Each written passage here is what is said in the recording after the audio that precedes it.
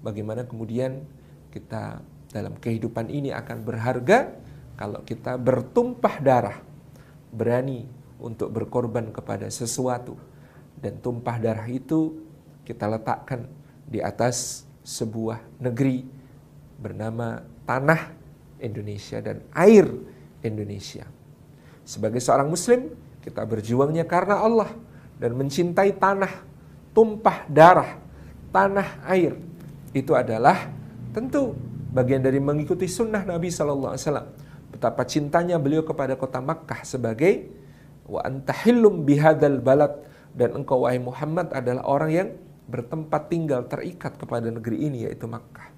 Betapa kemudian beliau meminta kepada Allah agar diberikan cinta yang berlipat kali kepada Madinah ketika harus pindah ke Madinah.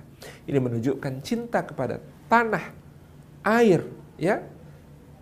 Itu adalah bagian dari sebuah sunnah Nabi SAW yang kita ikuti. Dan sangat layak kita menumpahkan darah di situ karena Allah Subhanahu wa taala. Yang kedua, ikatan kebangsaan kita yang diredefinisi dari bangsa sama dengan suku menjadi bangsa itu sama atau lebih tinggi daripada sekedar suku, mengikat kesatuan yang lebih besar, ya.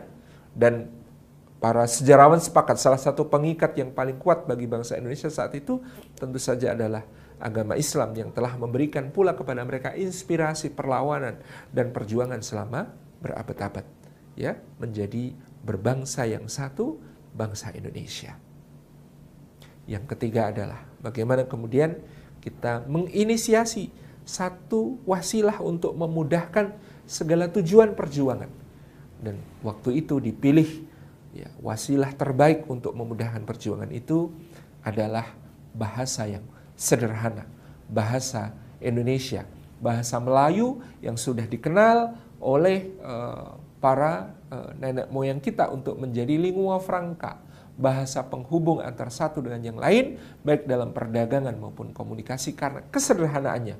Lebih sederhana daripada bahasa Melayu asli, lebih sederhana daripada bahasa Jawa, lebih sederhana daripada bahasa Sunda, lebih sederhana daripada bahasa Bugis, bahasa Makassar, dan memiliki anasir-anasir yang bersambung, memiliki adaptivitas yang luar biasa terhadap bahasa-bahasa lokal, sehingga kemudian bahasa ini semakin diperkaya oleh berbagai anasir lokal menjadi bahasa yang kemudian wasilah untuk persatuan yang tidak terbantahkan.